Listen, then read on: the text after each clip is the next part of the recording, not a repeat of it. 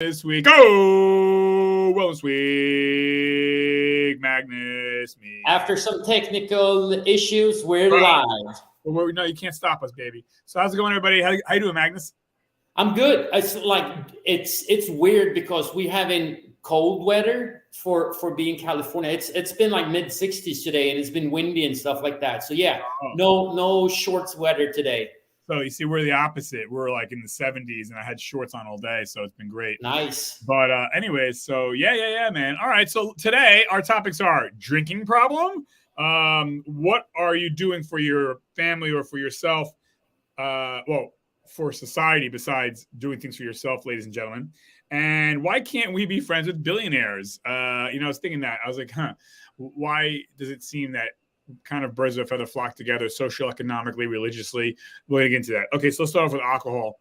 All right, I think we might have touched on this before, but I see people, when we think of alcoholics, we think of like, and that's an alcoholic too. But what about, people who they can't go a day without a drink? I wonder, do you see that in some of your circles where it's like, hey, there's that guy or girl, it's like always drinking 4 or 5 times a week? Let me take this. Okay, I'm going to basically take you 20 plus year back in time. So my dad used to have a restaurant and a nightclub, and after high school, and I worked for him for a couple of years, both in the kitchen and then also in the bar. And one thing that I noticed that scared me was how much people that are in the restaurant industry are drinking. And this is while they're working, not working, like before work, after work. A lot of them were like functioning alcoholics, which is pretty sad when it comes down to it. Right. And my thing is this. So, because I think a lot of people would say, I'm not an alcoholic. Yeah, but dude, you drink every day. Can you? So my litmus test for alcoholism would be, and there's different layers and different levels. And again, by the way, we're not experts. We're not giving any medical or social advice or legal advice. We're just talking to friends. Okay. But my thing would be, if you can't go 3 days without alcohol, I would say you have a type or a level of alcoholism. That's it. And I'm not talking about pounding. If you can't go 3 days without a glass of wine, I would say you probably got a little problem, and you can, people like to say, well, coffee's a drug. Yeah, last time I checked, cops don't have coffee checkpoints, but they have alcohol checkpoints. Yeah. And many people have slammed their cars into trees from just wine alone. That doesn't happen with coffee. Nice try. So, yeah, and it's not to put people down. It's just like, hey, this is serious. This is to be respected and revered. Alcohol's not a joke. Anyway. 100% agree. Both my grandfather and my dad on their side, they were drinking more than you should be doing, and that kind of showed on their health and weight down the road too. So I think that in Sweden, it's basically if you drink more than, I don't remember if it's 5 or 7 servings of alcohol in a week, you're basically getting close to having problems. So we're talking, it's not much. It's basically a bottle of wine a week. After that, that's considered that you might have issues with alcohol consumption. And we're just talking about alcoholism. We're not talking about the detrimental effects of alcohol on our liver, our everything, our bones, our brain. Right. Because you got people who, they hold down jobs and they have a nice life, but then it's like, yeah, you got type 2 diabetes now, and you got liver problems. Like, I wonder how that happened. It's like that's also a problem. Now it's not acute like alcoholism. You're not going to get locked up for it, but it's like, and I see that almost in a lot of the people that I know. And it's just like, man, come on, dude, and I've lost people that I know. I've been to funerals for beer only, people just hitting trees and flipping cars. And it's just like, man, I'm not saying make it illegal, but it's got to be respected, man. This is not a joke. And it's not coffee, but So you're just looking, since I'm a chemist, I always try to look things from a chemical perspective too. Like ethanol, what we're calling alcohol, is a solvent. It solves it's you can both, it kind of, it's you can have it in water, of course, but it also are fat solves fat too, so fat solubility. That's the problem, because our brain is basically made out of fat. So if we're drinking a lot and over time, our brain will deteriorate. We'll start to actually like dissolve our brain from drinking. And that's just the brain.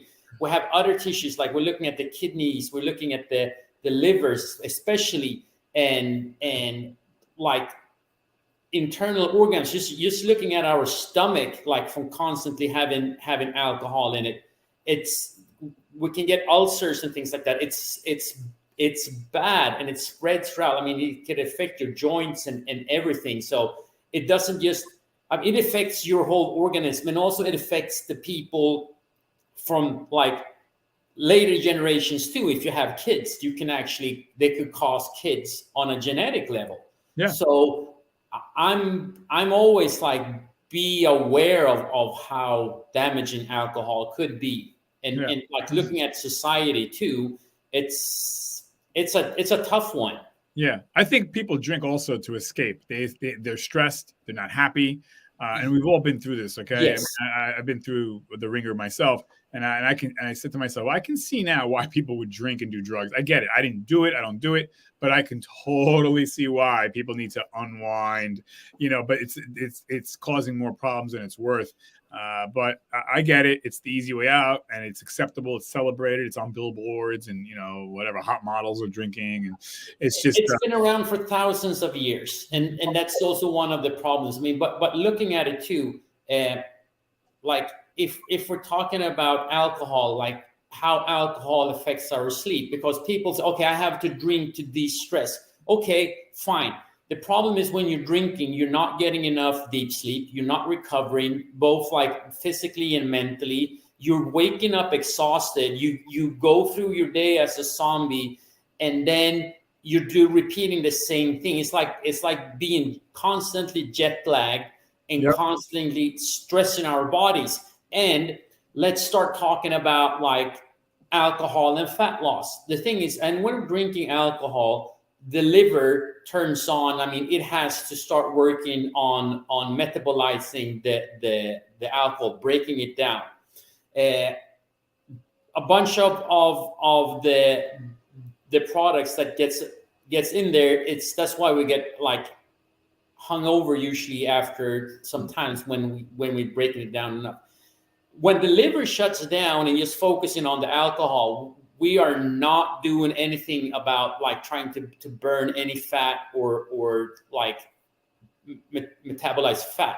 So that's a problem. And usually, like, for instance, if we're talking about beer or wine or anything like that, or if we're drinking cocktails, we usually mix them with a lot of sugar and everything.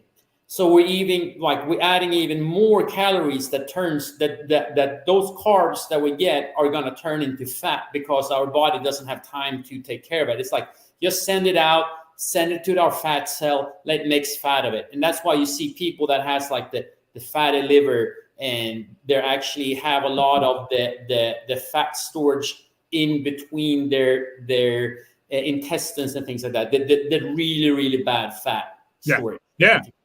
Yeah, I mean, so it's a tough one, and it affects so many layers on physiology, and like we're talking about mental health too. So so I always tell people, like, think it over, and drinking, especially if we're by ourselves and if we are sad, is probably one of the worst things that we can do. I mean, alcohol is a mood enhancer. So either you're gonna be even more like depressed or angry, or like some people are happy drunks. But then you also get that kind of second day way when it comes in, and we like after drinking, it's like we do not feel that good mentally and emotionally.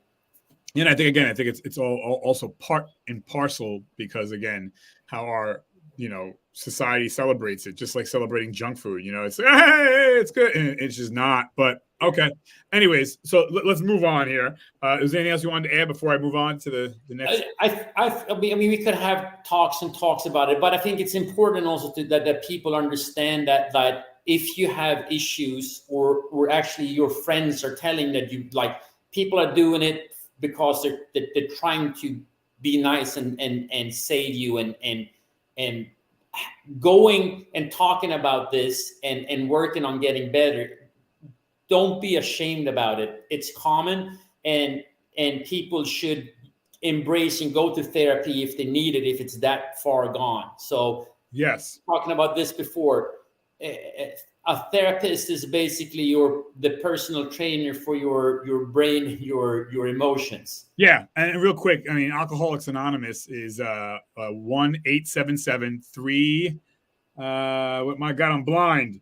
366. Oh, geez. Now look at this. This is the moment I could have helped somebody. And so it's 1-877-366-2177. And real quick, not to make this a longer segment than it should be, but I went to Alcoholics Anonymous many, many years ago, and I've never been drunk in my life, and I've never been even buzzed in my life. I don't even drink. But a friend of mine was in really bad shape, and I'm not saying, look at me, I'm great, ladies and gentlemen. I'm just saying that it's a great thing, Alcoholics Anonymous, and it's no judgment. I was really impressed. It's like maybe 10, 15 people get together, but I think for people to take that step, that the first step is the hardest, to say, yeah, I have a problem. Once you say that, then you're home free. But it's so hard because we deny it. I don't have a problem. I'm not a drunk. I'm not on a park bench all dirty. That's not the only type of alcoholic. There are different layers and different levels, and again, it's anyway. So, but that's the number. All right, so let's move it on here. So now my next thing was, and I don't want to, I'm not going to say the name of the person, but I was watching this documentary about a very famous pianist, and people can figure it out probably, but and I'm impressed with this musician because very, very prolific, very one of the best of the best. Anybody who's like the best at something, I always like to find out about them. So this person has since passed away, but I said to myself, wow. And you see a lot of this with rock stars and rappers and athletes and whatever, billionaires. They live this life of opulence and gratuitousness, and it's not enough to have one mansion. They got to have 15 mansions, and they got to have 17 boats. And so this person was showing everyone around. It was an old tape from the 70s or whatever. And I said to myself, I don't know, but I said, I wonder, like, how much does this person even donate to charity? I'm sure this person did, like, hey, here's a check, shut up. But proportionally, they didn't donate to charity. It's like they made 50 million and they donated 1,000, or they don't, whatever. They made 50 million and they donated 1 million. Now, I'm not saying, hey, you do you folks, you made the money, you don't, whatever. But in my mind, it's like, when does it get detrimental? When your life is all about me. And by the way, this person had a drug habit, alcohol habit, perpetually unhappy. I wonder why. Because life was about him, me. And I was like, wow, that person could have done so much more good or good. And it's just like, again, no one's saying live in a hut if you have $1 billion. You should enjoy your life. But at what point, and to each his own, So I asked the question to everybody, what are we doing aside from our own family to make our lives more than just me? If you're single or married or whatever, and I think it's easy for us to say, I take care of my family. Well, I should certainly hope so. I mean, there's laws against that. If you don't take care of your family, you get locked up, by the way. You got to take care of your kids, or else DIFAS comes in and the government comes in. So I always laugh when people say, I take care of my kids. Yeah, you're supposed to. But aside from that, like, what are we doing? What am I doing? What is Anthony doing to help my community out and help my friends out, or help the neighbor out, whatever it may be? So I'm not asking you, Magnus, or anybody to type it in, but you know what I'm saying? It's like, what do you think about that? When we make life about me, how detrimental that can be. I mean, like, egocentric people, I would say that a lot of egocentric people are not happy because we're still tribal animals, if you want to call us that. We enjoy being in groups. We enjoy helping one another, or most people do. I mean, again, it's like, and I think that going to bed knowing that you helped someone during the day or the week or something like that, besides your family, or even if it's your family, I think that you will feel so much more fulfilled. And again, that's why I always kind of like, coaching has been a call of mine since. I like helping people. I like seeing people succeed. I like seeing people accomplishing things that they didn't think that they were ever able to do, you know, like just giving them a push in the right direction, and having someone to kind of like, not holding hands, but at least, you know, like building them up and giving them more tools to succeed. And that helps a lot. And I think that a lot of people could do that. I mean, you can go and volunteer, you can go and coach like kids sports, things like that. What about this? Hey, you're at a restaurant and you see a family sitting next to you. You know, they don't look like they got a lot of money. Hey, guess what? This meal's on me. I got you. You know, like, people think like charity has to be some big grand thing that you got to sign up for.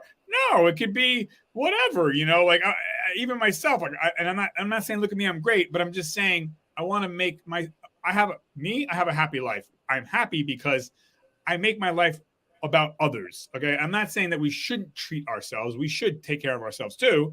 But when we are in service of others, like 80% of the time, you know, and not the stupid, hey, look at me, I did that. And I'm not saying what I did. I'm not going to name names and places, but I'm just saying, yeah, I think, you know, you live a longer, healthier, and happier life.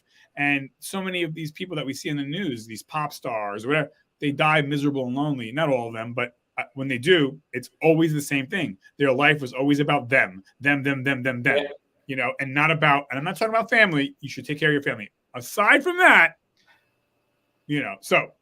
No, but I think, like, looking at it, we're talking about that. Like, how many people have you affected positively in your life? I mean, basically, when our time on Earth is over, and a funeral or something like that, how many people shows up and how many people brings like good memory? This, like Anthony was an awesome guy. I mean, he helped me do this, he helped me do that, and so on and so forth. That's, I think, like, you wanna hear it when you're still alive, but you also want to know that you actually had a positive effect on people in your life. Right. And by the way, I'm not talking only about billionaires, but I'm talking about people who have thousands of dollars, people who, again, it's all relative, you know? Yeah. And I would challenge all the viewers to do a good deed every single day of your life, whether it's opening the door for somebody, or, hey, you know, you're at the supermarket and you see a short person trying to grab the top shelf. Hey, I can get that for you. You know,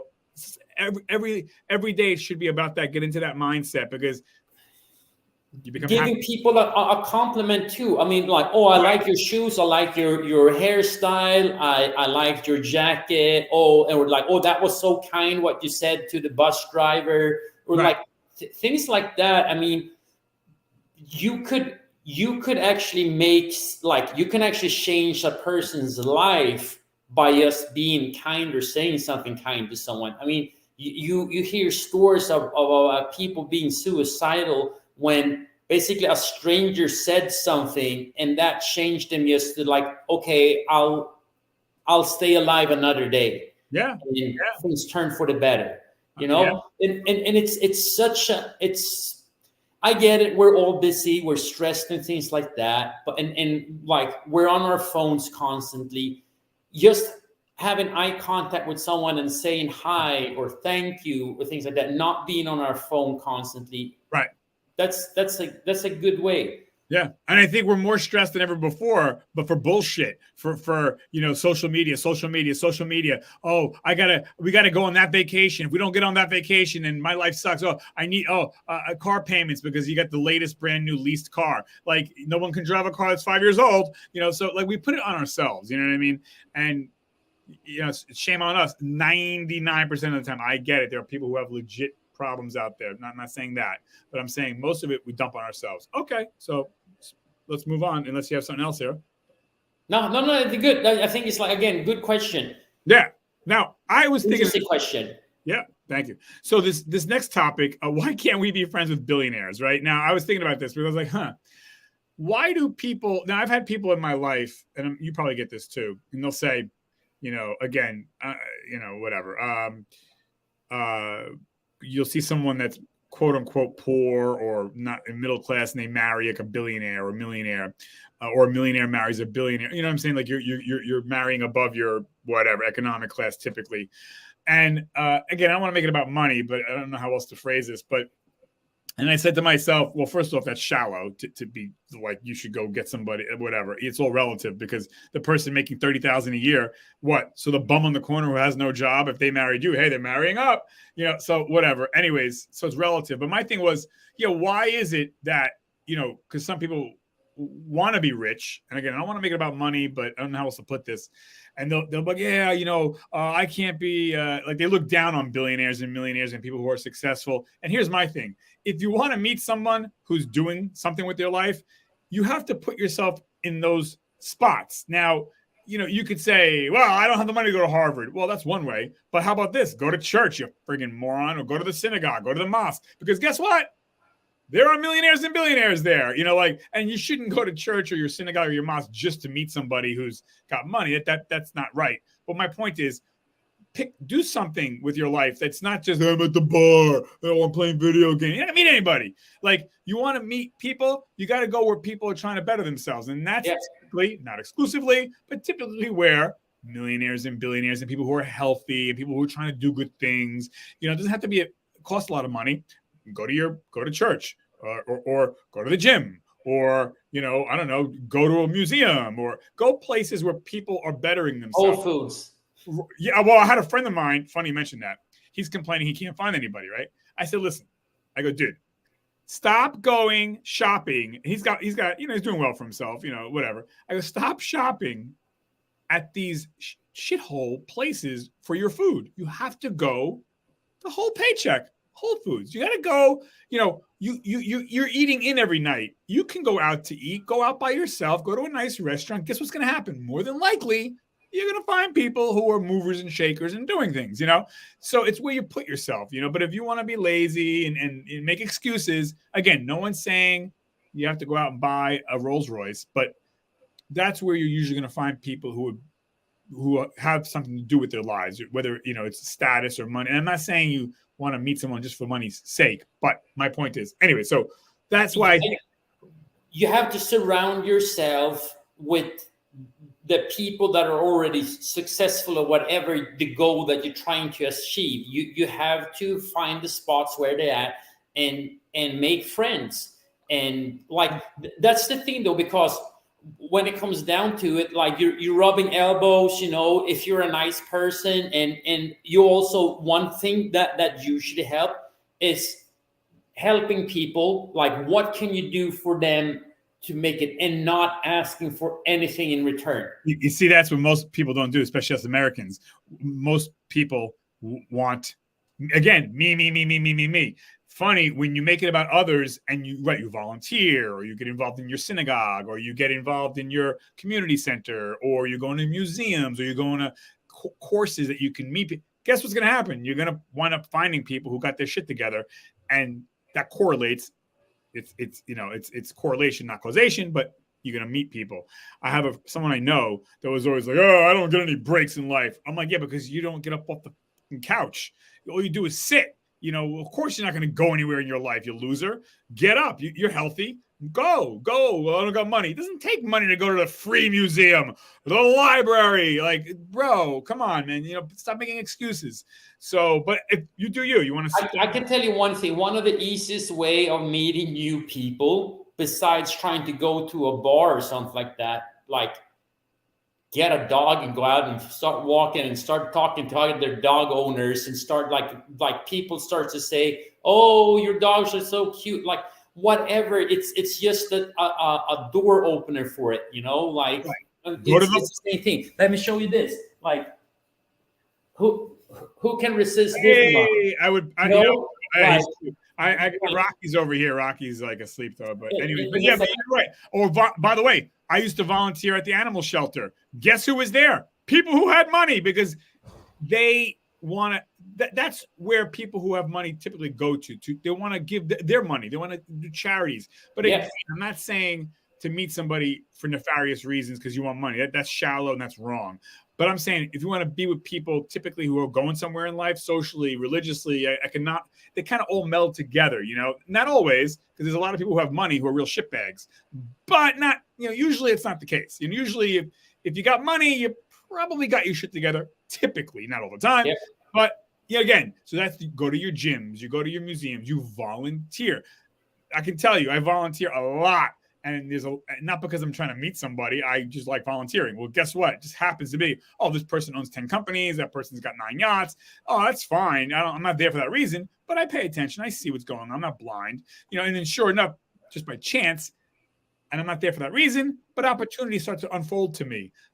Whatever. And if they don't unfold to me, I don't care. I'm not there for that reason. But again, I'm not blind. So I'm just saying, if you want to better yourself, you really, or meet somebody that's not a loser. Don't try to, again, don't go to the bars. I'm not saying that you can't meet someone nice at a bar. You could. That's a possibility. It's not a probability. So you want to increase the probability. Yeah. Gym, the church, the museum, the library, the free this, the free that. Go walk at the park every day. I bump into the same people all the time at the park, anyways. And again, it's not about money necessarily, but. And again, like, be nice, do like an icebreaker, pay someone a compliment, something like that, or whatnot, Yeah.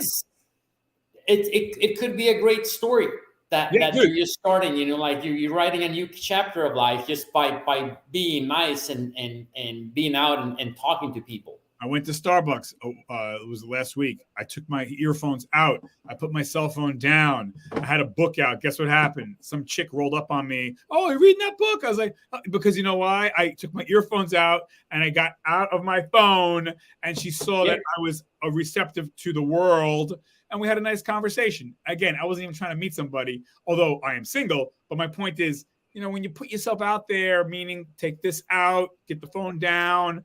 I told you I started that dinner club. It's amazing. Yeah. Okay, we have to put the cell phone in the car. You have to eat dinner without a cell phone. Amazing. Anyways, one thing that I want to add, and also don't be afraid of being a connector. So, if you know someone that this might be an interesting person. We're not talking about building a relationship in that way, but building a new friendship or potentially business partners or things like that. Help one another out. People will notice that a lot of people, and the chances are that they're going to start bringing you in. They're going to start asking you to show up and for social event. And one of the best thing, you should change the energy in a room when you step into it. People actually get excited that you're in the room with them. Say, oh shit, Anthony's here again. Oh shit, we got to talk to Anthony. I haven't talked to him in a couple of weeks. I need to see how he did with that and so on. Right. That's what you want. And saying, I'm it's tough, I don't do good with crowds and stuff like that. Get comfortable being uncomfortable. No one's saying go into a crowd. It's exposure. Right. It's exposure. It's the same thing. I remember the first time I had public speaking in front of people, and how I see it now, just doing it several times, you get more and more comfortable doing it, and you make mistakes, and it's not the end of the world, and you say the dumbest thing. Make it fun instead. Use that to an advantage instead. Just trying to get relaxed and enjoy yourself.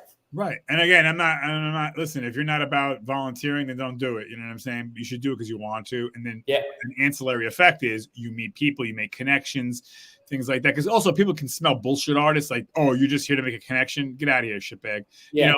You should really do something that you're going to like. And then just by chance, you make connections. But sitting home, staring at a television, you ain't making no connections. Anyway, so, okay. Well, that wraps that up. Now, by the way, before I forget, hey, don't forget, subscribe, damn it. Right. So, man, is there anything else you wanted to add before we wrap this up? No. Just one interesting thing. I had a conversation with a person earlier this week. don't end up in a situation where you think that you're going to be able to lose 170 pounds in 3 months. Whatever it is, like this was for a person trying to start a new job, things like that, and think the looks are super important. Like have a little bit more like reality, like relation, and it's like it's not going to work. I'm not saying that to be mean or anything like that. It's just like I'm surprised that this comes up over and over again, and I see it several times, that people needs to drop an enormous amount of weight in no time. It's not healthy. It doesn't work. You probably gain all the weight back and more. So stop thinking that way. Think long term. Do the right decisions. If you're thinking about that you want to lose weight, today is the best day if you didn't start 5 years ago. Contact Magnus right here. You got his email right there. See? So, yeah. I'm just saying that this because when I talk to people like that, I feel sad, and I think it's hard, you know. I might be the one that I'm trying to tell them the bad news, but I'm telling them because I care about them and I want them to make a change. Yeah. But you can't do that of a drastic change. I mean, it's time. But we live in a society where we want it done in 10 seconds. Yeah. And unfortunately, the fitness and fat loss industry, whatever you want to call it, like they give you this false hope that there is a magic bullet out there. You can have a pill and just keep on living the way you are. No, you can't.